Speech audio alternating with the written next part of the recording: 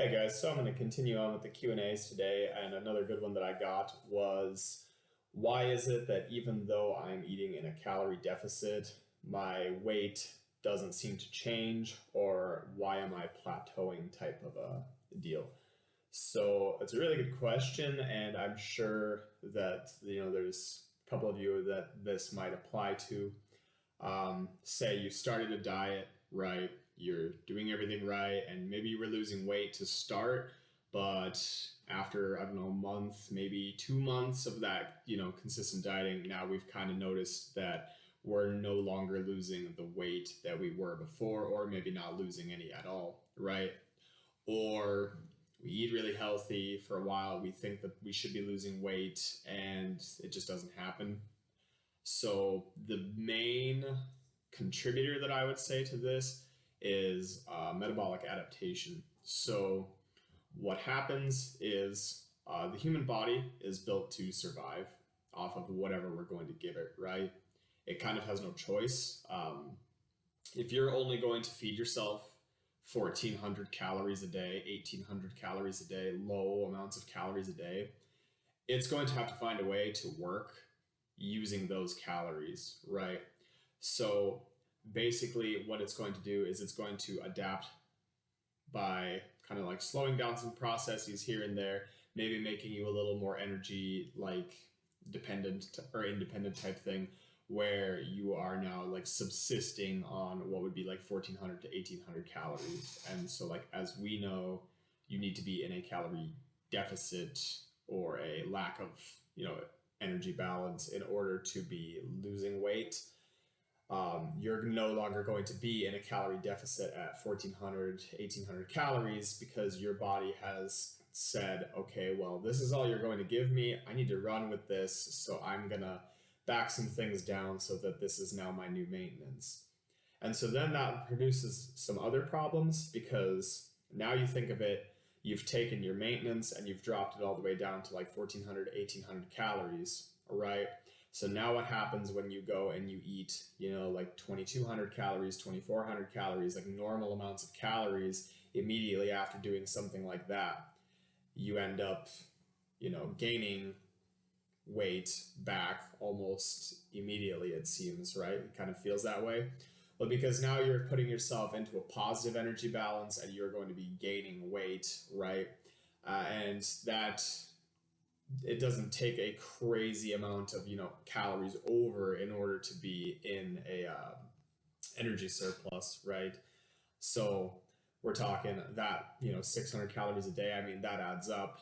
It's not to say there's the whole notion out there where I don't even remember the figures anymore because it's nonsense, but it's like there's 3,000 calories in a pound of fat or whatever. I mean, that is like the basis or the basic, like, yeah, if you were to take a pound of fat, that's how many calories are in it. That's not how many calories it takes to create a pound of fat, right?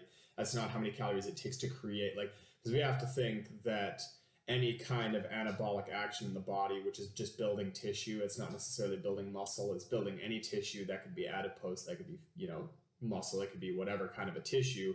It also costs energy and it's going to take X amount of calories. So it's not quite so simple as, oh, I ate 3,000 calories over for the week, I gained a pound of fat. That's not how that works. If you've gained, X amount of weight, a lot of it could be water, a lot of it could be like excrement that's still in the system, a lot of it could be a variety of other things. It's not always, oh, all hope is lost, I've gained 5 pounds of fat because I gained 5 pounds and I was in a calorie surplus. It's not that cut and dry and simple. So, like, I don't want to clear that out there real quick. So, because that could be a very, like, shocking, like, oh crap, well, now I was doing everything right and I got right off the wagon and I'm right back up to where I was. I've gained 5 pounds, I've gained 10 pounds. The body weight is going to fluctuate anywhere between like 5 to 10 pounds anyways. Like, that's not a significant.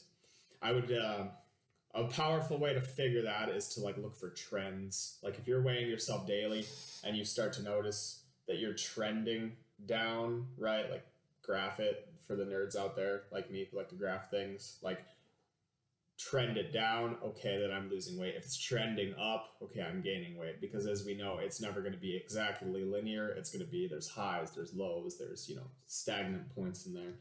So as far as plateauing, that's maybe also what we're seeing. We could also be looking at it at a very like micro moment in time, when in reality we need to be looking at the macro of things, like, well, am I actually trending up, am I actually trending down, or does it just kind of seem that way?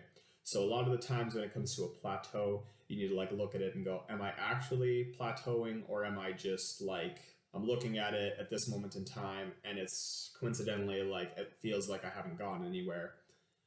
You need to just track that and be measurable with it so that you can know for sure, oh, I'm actually at a plateau, I'm actually going down, I'm actually going up. But I would say that the biggest factor, again, kind of circling back, got off on a tangent there.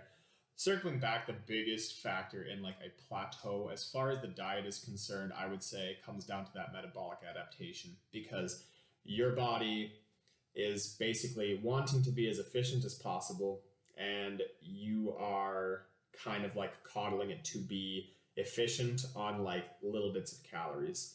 Think of it as like, if you wanted to burn fat, you would want to be the least efficient machine out there, right? Because it would cost you energy to do every little thing, right? So like, for example, having extra muscle is an expensive way to do things. Walking extra costs extra energy. Doing the little things here and there every day, adding that neat activity, that's making you ridiculously inefficient, which helps burn fat, because you don't want to be an efficient machine, right? You don't want to be like a little Prius that gets like 40 miles to the gallon off of, 1,400 calories. You honestly, in the fat burning sense, want to be like the big jacked up diesel pickup truck that's like costs, $200 to fill up at the pump, and it's not going to get you very far, right? Like, but that thing is burning a lot more energy and, putting off a lot more, burning up those resources than like the Prius, if that kind of a metaphor makes sense. It's not quite so cut and dry, but at the end of the day, when you diet down so far and you stay there, like, you're going to be stuck with this as a new maintenance. No matter what the calculators or the, MyFitnessPals say, that's just an estimation based off of a formula, right? Like, this is the real, like, there's no questioning. If you've only been eating 1,400 calories and you're not losing any weight and you're not gaining any weight, it doesn't matter what that calculator says.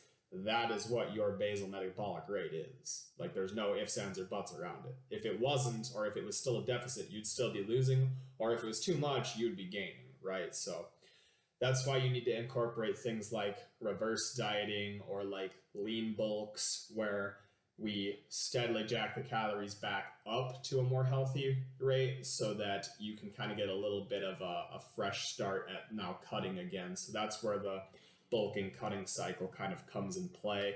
And it has been a little bit like bastardized by like bodybuilding, because they do it to an extreme, but you definitely still need to follow a similar weight loss, curve in order to kind of see those results consistently or long term. Otherwise, you will end up with a plateau. So that is kind of my best explanation on why you may be plateauing.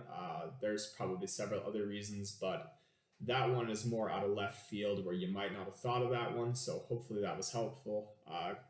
Just keep sending me in questions, guys. I really appreciate it. It helps me to be better at this.